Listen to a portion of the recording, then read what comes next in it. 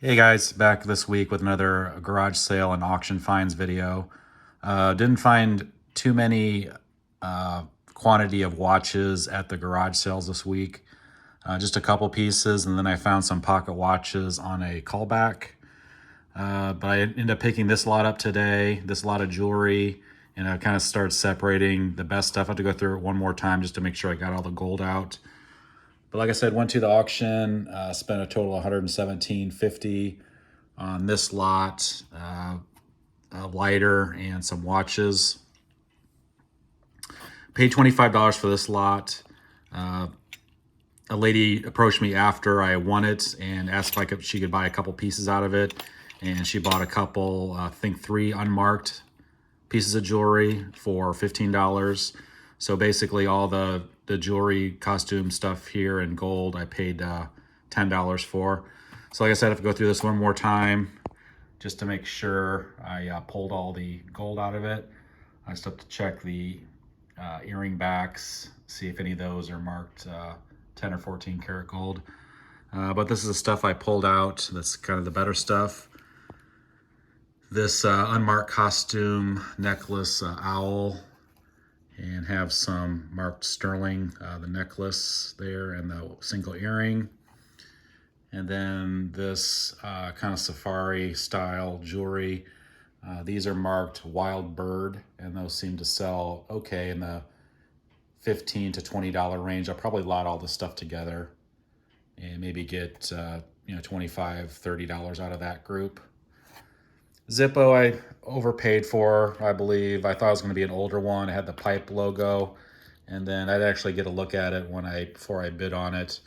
Has a newer date code on it, so I was hoping this would be like a 70s model, and it's actually probably from the 90s or 2000s. So I paid $7.50 for this group, overpaid a bit. And then this is actually the gold I pulled out of it. The reason this lot attracted me, I went through it real quick and I saw this piece right here, this bracelet, and it's very faintly marked. That's probably why the auctioneer missed it, because he did have other rings and necklaces separated and had those selling for gold weight. But it's very hard to read. It says made in Italy on one side, and the other side says 14 karat. So my phone's not going to pick it up. But very hard to read, and that's why it was missed. The other pieces up here have a clasp, an earring back, a single earring, and some pearl earrings with probably a little ruby on those. And total weight on that is around, I think, 4.8 grams. You have to take some weight off because of the pearls there, add some weight to it. But that's around $175 in scrap right there. So again, paid $10 for the entire flat. Did very well on that. And then the watches, overpaid a little bit. There's one guy that also resells watches, and he bid me up. Paid, like I said, paid more than I wanted to pay for these. I ended up paying $85 for this group of 5. If he wasn't there, nobody else was interested in watches, and probably could have got these for $5, but that's just how the auction goes. Really, the only reason I bought the lot was because of the Accutron. Got it home and cleaned it up, and it is running, fortunately. If this watch was not running, may have broken even on the buy. But nice stainless steel Accutron from 1973. It is like a service watch, has the person's name engraved on the back, 25 years of service. Watch in this condition is probably around $100 range. And then have this Croton, like a gold-plated watch, quartz. Actually, a little bit surprised on these. Saw a couple kind of similar, sold for $40, $50 range. And then they had this ladies, like Jeanne quartz watch, probably from maybe the 90s. And this brand sells okay also, maybe 30 to 40 range. So I should get maybe half my money back just on those, and maybe have $30–40 into the Accutron. Not too bad. Like I said, I have to go through this jewelry just to make sure I got all the gold out of it. And then picked up this stuff at garage sales. The pocket watches were a callback. I left my number with a lady a few weeks ago when she called me back. And all these watches are non-running. And I paid her $20 each for the pocket watches. Usually can find these at estate sales non-running for 10 to 20 range, and I feel pretty comfortable on buying these non-running watches for around $20 because at the minimum you can usually get around 40 for these, and if they happen to be a more desirable model you can get more money based on the model. So have this Elgin here, and then this is probably one of the better ones, this Hampton, and it is a railway special.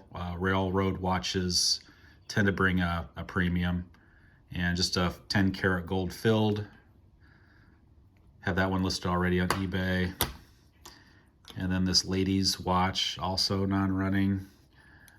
This watch is pretty nice because it has the nice engraving with multiple colors on the case. So those seem to sell for a premium with the multicolored work on both sides. And then this and the railway are probably the two best pieces. This is from England. It's a what they call a key wind watch. It's all in coin silver. And I don't have the key for it to actually see if it runs. I'm guessing it probably doesn't. So very nice piece there. Like I said, $20 each. And then just a few watches. Both these watches were on asks. A lady brought this out, a Hellbros. See, has the sub-second down below, or the sub-dial with the seconds down below. Nothing too crazy about that. And then have this Westclox. I think it's 17 jewels. Can't really read it through my phone very well. This is only a couple dollars sitting on the table at a garage sale. And then at the garage sale is only one piece of gold. This was kind of later in the day, and it was mixed in with some sterling type stuff. And it must have been missed by, I'm almost sure there was other jewelry and gold buyers that went through. They probably just figured this was sterling. I always make sure I go through all the jewelry just to make sure it's not white gold. And this is actually 14 karat gold. And the scrap value on that is around $100. So between that and this, roughly $275 in gold found this weekend. I've been doing pretty well on gold, finding gold every weekend so far this garage sale season. Also picked up these. You guys want to be on the lookout for micro machines. It's kind of crazy what these can bring. Usually $1 to $2 each, and there's probably over 100 in here, and I paid $10 for the bag. So that could be I don't know, $100 to $200 bag of micro machines for 10 bucks. So very good find there. Again, I want to thank you guys for watching, and I'll see you next time.